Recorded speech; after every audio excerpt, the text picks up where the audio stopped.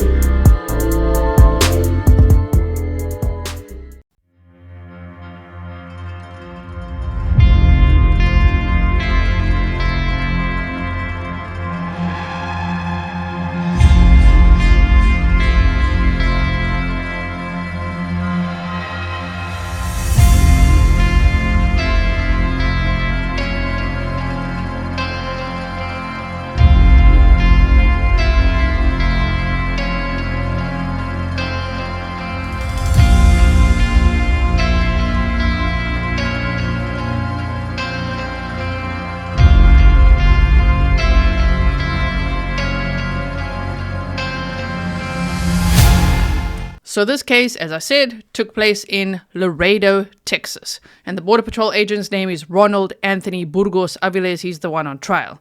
He's now 33 years old, but he was 28 years old at the time of the crime, which was in April of 2018. He was a 9-year veteran of Border Patrol. He was actually a Border Patrol supervisory officer in charge of 5 Border Patrol agents. He'd been married for about 5 years when this happened.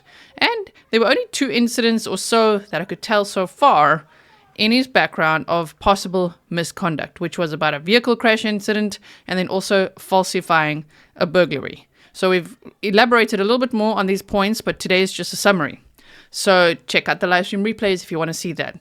In 2015, he had a girlfriend, Grizelda Hernandez. She got pregnant. Their son, Dominic Hernandez, was born on July 26th of 2016. She said that she would raise the baby on her own and she wanted to continue to pursue a career as a nurse. So he, when she got pregnant, was like, no, I don't want anything to do with this. And he blocked her on social media and he handled it like a real coward. So, but the story, of course, gets worse. In the spring of 2018, she decided to meet up with him and ask him for child support because she's like, why is he not helping at all? This is his child, whether he likes it or not. So she went to the Texas courts to actually start filing a case in order to get child support for him. So his reaction, according to Grizelda's family, was that he was resistant and irate, and he was worried about the impact that this would have on his wife and his job. So, yes, taking absolutely no responsibility for his actions. Now, on April 9th of 2018, 28-year-old Grizelda Hernandez went to meet with Ronald Burgos Aviles at the Father Charles McNaboe Park in northwest Laredo, Texas. This was an area that he supervised every day, and he had asked her to meet him there. So it's an area he knew very well.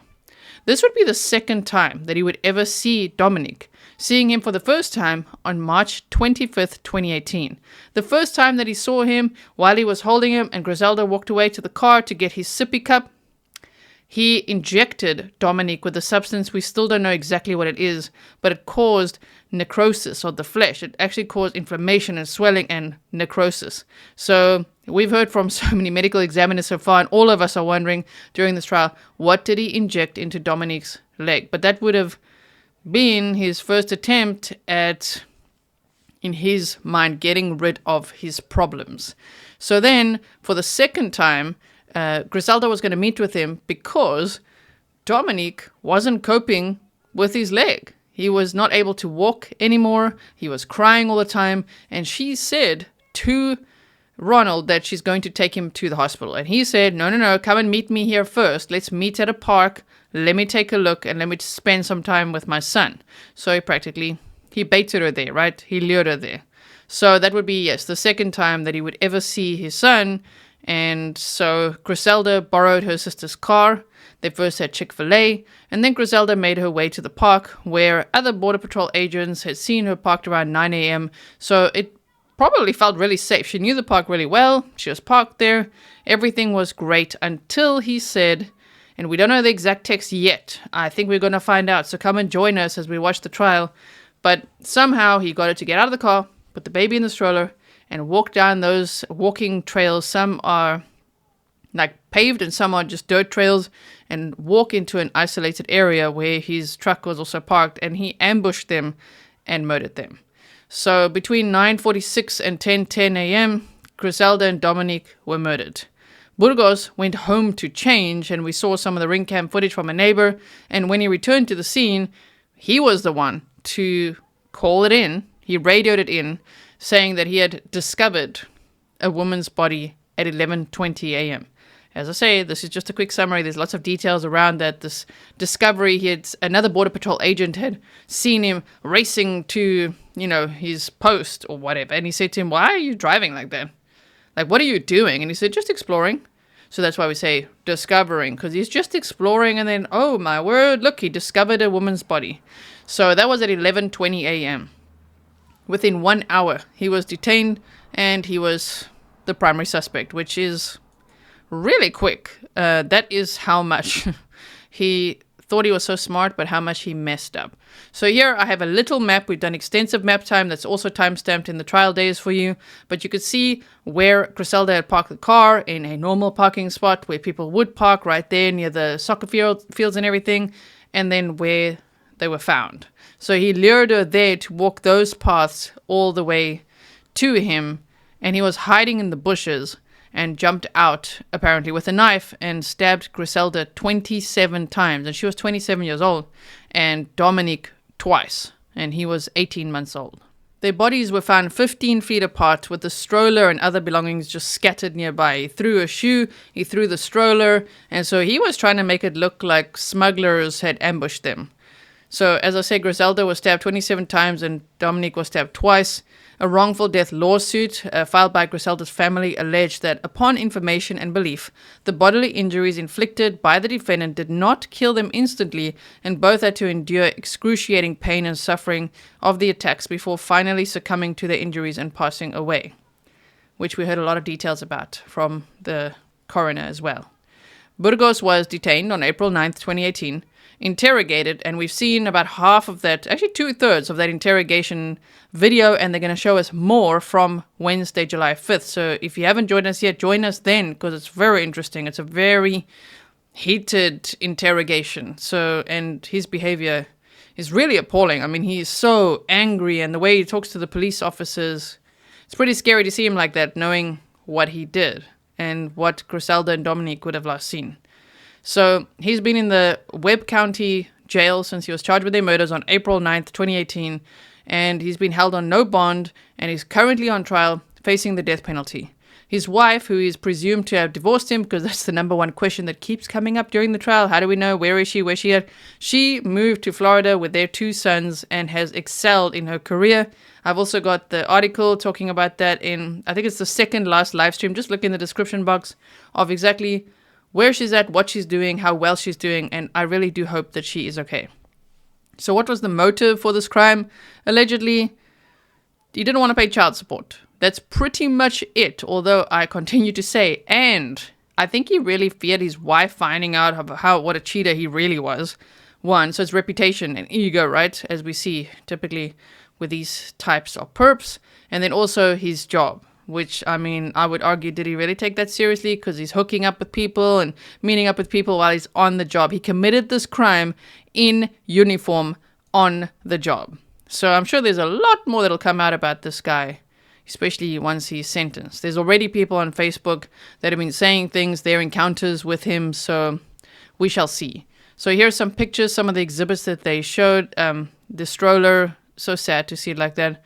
Grizelda's shoe, the crime scene, the grassy area. And on the right-hand side, I've created a little purple heart emoji and a little baby Yoda and also some white ribbons to show solidarity for the family. So during live streams, if you do join us, you'll see all the members sharing those emojis, or maybe in the comments section as well. We are showing love and support to Grizelda and Dominic's family and friends who have waited so long for this trial. I mean, this crime happened 4 months before the Watts family murders, and it's only now a trial. And yes, of course, Watts didn't go to trial because he pleaded guilty. In this case, this guy pleaded not guilty. And there he is, 5 years later, more than 5 years later, finally on trial. And again, I say facing the death penalty. So day one was opening statements. We've got the district attorney, Isidro Alanes, and the defense attorney, Eduardo Pena. Although in the courtroom, you could see the prosecution side and the defense side, tables full of attorneys, right? Especially on the defense side.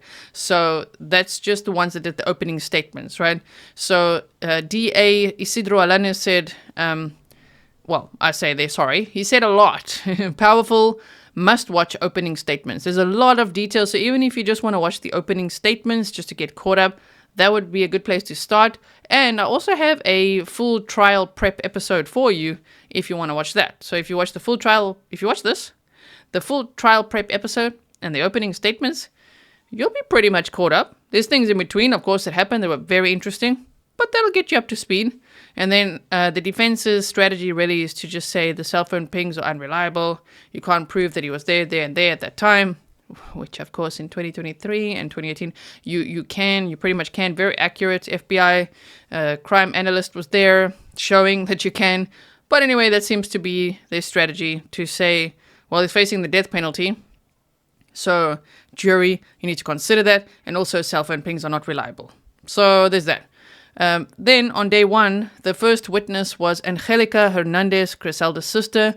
And she said that Grizelda was a single mom living at her mother's house with her 2 kids. She had another son who was 6 years old at the time from another guy who was also not paying child support, which is why she was finally standing up for herself and these guys have to start paying child support. And she went to the Texas courts, as I say, to get that going. Grizelda was busy with her second year prerequisites to become a nurse. Her sister Angelica is also a nurse. She was trying to get Ronald to pay child support for Dominic.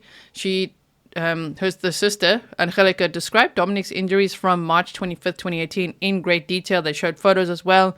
She thought it was maybe a spider bite or some kind of an insect bite or something. She wasn't too sure what happened. And no one, not even the doctors, would just suddenly assume, oh yeah, he was injected with something, with an 18-gauge needle. Just suddenly, in a moment while he's alone with his dad. But that is what happened. So Grizelda borrowed her car on April 9th of 2018 to meet Burgos, and text messages between Grizelda and Angelica were shown. So there you can also see a picture of the car as it was found, which also led to Burgos being arrested so quickly because obviously the police saw the car and, he called in the body that he discovered. And not bodies, he discovered Grizelda's body and didn't even talk about the baby's body. So that also says a lot psychologically. But they found this car and they're like, whoa, let's scan the license plate numbers. Let's find the owner. They found Angelica. They said, well, why is your car there and abandoned? What happened? And she said, well, my sister went there to meet a Border Patrol agent named Anthony Burgos. Now, his name is Ronald Anthony Burgos Aviles. But of course, when he's cheating, it seems like he's going by the name Anthony Burgos. So because of that, though, they were like, whoa, Burgos, that's the guy who found the bodies. And suddenly he became the biggest red flag in the room. And what we also learned was that not only did he touched the victim's body, flipped her over while another Border Patrol agent was like, what? The other one was wearing gloves. Burgos wasn't. He flipped her over because he said, well, let's find out if she's alive or not. Oh, man. There's a lot, of course, that we learned from the crime scene and everything. But yes, he was a red flag from minute one, and within an hour, detained, interrogated, arrested, charged. So around 8:30 a.m., Dominic was sitting in the back of the car in a car seat, eating chicken minis from Chick-fil-A. That was his last meal. Angelica blew him a kiss and said she loves him and will see him soon, and then she said goodbye to Grizelda. They were planning to meet up later that day again. So for lunch is what she said. Angelica had never met Ronald, but she knew of him and knew his name as Anthony Burgos. By lunchtime, Angelica got worried because Grizelda was not responding to calls or text messages. Police contacted her to find out more about why her car was parked at the Father McNaboe Park, and Angelica provided key information that got Burgos detained within an hour. She knew exactly who his sister was going to meet and that he was a Border Patrol agent. So there was that. Then we also saw Dr. Antonio Rodriguez. He's the doctor that treated Dominic for his leg injury. He also wasn't sure what the swelling and the redness on his leg was all about, but he was treating it with antibiotics and things, the normal protocol one would follow. He also didn't just think, oh, that's someone injected his leg. It made sense. He went to a park. He was outside. He's got the redness and the swelling, so let's just treat that for a while and see what happens. And unfortunately, Dominic never recovered, and before Grizelda took him to the hospital, he was murdered, and so was Grizelda. It's very sad. So then there was a medical examiner, Dr. Stern. She was the one to pronounce Grizelda and Dominic deceased, and she assessed Dominic's leg injury, and she said, that's not from an insect bite, this is from an 18-gauge needle. And interestingly, in Burgos' truck, in his lunchbox in a bag, they found 18-gauge needles. Not the used one, because people keep saying, why can't they test the used one? Not the used one, but 18-gauge needles. We still don't know what he injected into the baby's leg. And then on day 2, we saw witnesses, the best friend of Grizelda, Adriana Flores. And she gave a lot of information about them two, the besties, digging into who is this guy? Why won't he pay child support? He says he doesn't live in Laredo, but we know he's a Border Patrol agent, so they did a bit of sleuthing and they're like, oh my word, he's married with 2 kids, he lives in Laredo. And so Grizelda proceeded to go to the courts to say this guy needs to pay some child support. Then we also heard from Border Patrol agent Dennison, Border Patrol agent Lara. Those were very powerful testimonies. I can't even begin to summarize it, so I would highly recommend going to check those 2 out from day 2. It's all timestamped for you. We also heard from a Laredo investigator, Juan Ruiz, Border Patrol agent Juan Mercado, and we saw ring cam footage from a neighbor. Now here you can see Burgos smiling at this guy who was a former Border Patrol agent, Juan Mercado, who was his neighbor. Oh my word, seeing the defendant being like, hey, almost like, hey bestie, what's up? That was so weird, so inappropriate at a trial, given the situation. But yes, he was very excited to see his former friend. I don't know if they're still friends or not, but yeah, very excited there. On day 3, we heard from Elizabeth Stevens. She works for Motorola and has a whole team of software engineers that she works with. And she's talking about the walkie-talkies that the Border Patrol agents use and their GPS capabilities and things like that. So that was very interesting as well. Then we heard from Officer Cortez. You can see on the right-hand side. On the right, he's literally looking at the Baby Yoda shirt that Dominic was wearing when he was murdered, in his little jeans and little brown boots, and you could just see that visceral reaction to it when he saw it again. It's very traumatizing, and I really feel for everyone that testifies, in these cases that has to retell the story and relive the whole experience. We also heard from Detective Benavides, Angelica Comacho, Lieutenant Ramirez, and he was a boss, and it was so funny. I've clipped a little portion of it as well, where Eduardo, the defense attorney, Eduardo Pena, He constantly tries to impeach the witness or to object and say, whatever he needs to say there. And he said, "Objection, Your Honor, for hearsay." And Lieutenant Ramirez was like, "Excuse me." And he's like, no, it's not for you. It's for the judge. And that was just a funny moment. So if you see my YouTube shorts as well, then you could see some moments that we've captured from the trial day too. I plan on making more of them too. So then we also heard from Officer Lizette Castillo, Officer Greg de la Cruz, and we saw dash cam video of Burgos being detained. And he was looking so chillaxed. He was just lying down in the back. He was smiling. He was saying, "Put yourself in my shoes, man." So, just trying everything possible to look chilled. And then we saw the interrogation video, as I say. On day 4, there was a 3.5-hour Daubert hearing. If you check that out, that is a whole separate stream of 3.5 hours. And in it, I explain what exactly a Daubert hearing is. The judge thankfully denied the motion, and everybody moved on with their day after that. And then in the afternoon, we heard from FBI Special Agent Masters all about the location, the pings of the cell phone, which is the defense's main strategy. Remember, that's what they're trying to throw out, is that they say that's unreliable. But he's got charts and graphs and timelines and everything to show all the locations where Burgos was, not only with his phone, but he also took the victims' phones along with him home when he went to shower. Oh my word. And then we also heard from criminal investigator Adriana Escamilla. Very powerful testimony too. Lots of info shared. The only two that I've just screenshotted here for you would be she talked about the child support office that Grizelda had visited and showed some of that paperwork. And sadly, on the right-hand side, what you can see there is Burgos's kilo unit, as they call it, which is his border patrol car, his vehicle, his pickup truck. And there's blood smeared on the back, and that was the baby's blood that was smeared on the back there. So, I mean, he is so busted. Like, so busted. Oh, man. This trial has been very interesting to see what does the defense come up with, because there's so much evidence against him. It's ridiculous. So then on day 5, we heard from Nicole Morales, a forensic scientist, and with that blood smear and so many other things that were tested, she confirmed the presumptive positive test for blood, which ones had it, which one didn't, whose blood it was, and all of that. All the forensics of the DNA and all of that. We heard very good testimony as well. Then Detective Reyes from Laredo PD was one of the detectives in the room as Burgos here was being questioned, interrogated. And that video, while the sound is a little bit muffled, of course, with the court audio, is very interesting. So go and check that out. It's timestamped for you. And we also heard from Dr. Ray Fernandez, who performed the full autopsies on Grizelda and Dominic. And he's performed 8,000 autopsies. And just to hear all those details, while thankfully the court did not stream any of the photos, thank goodness, that would be just a little bit much. And especially for the families, when things like that just get streamed online, it's never good for them. So I'm glad they didn't show it. And the judge has been very, very strict on that. The judge is Joe Lopez. And so hearing from Dr. Ray Fernandez, just the details, it's horrendous. Grizelda fought for her absolute life.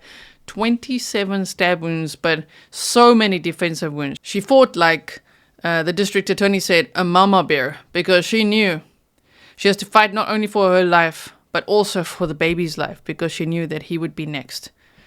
It's terrible. So that is a really quick summary of everything that we've seen so far. I hope that it inspires you to go check out some of those testimonies, because they were absolutely brilliant. The court has been a little bit tardy. They've been very late for lots of things, with lots of long breaks. When they say 5 minutes, it really is half an hour breaks and things, but that's okay. It is a death penalty trial, and I guess it makes us sometimes miss, the Letitia Staff trial we followed, because that was like so highly organized. Judge Vanna was amazing. Now this judge is very good as well, but yes, the tardiness, it gets to all of us a little bit. So, but come and join us, because then we chat our way through it. We're all talking about the case. I hope to see you there on Wednesday, July 5th and onwards, as we continue to see how the prosecution, who they're bringing up next, who will the witnesses be, When will they rest their case? It could be by the end of the week. Then the defense, I don't know how many days they're going to need. I'm not sure, but we shall see. And then let's hear what the jury's got to say. Because there were moments when you could hear the jury and people in the gallery, the families and friends crying as people testified, which of course the defense is like, that's it, we'd like to file for a mistrial because there's too much emotion in this courtroom. So they've literally tried everything, and it's very interesting to watch. So let's hope that there will be, I'm sure there will be, justice for Grizelda and Dominic, who were brutally murdered on April 9th of 2018. And I will keep you posted, and I will see you in the next one. Stay safe.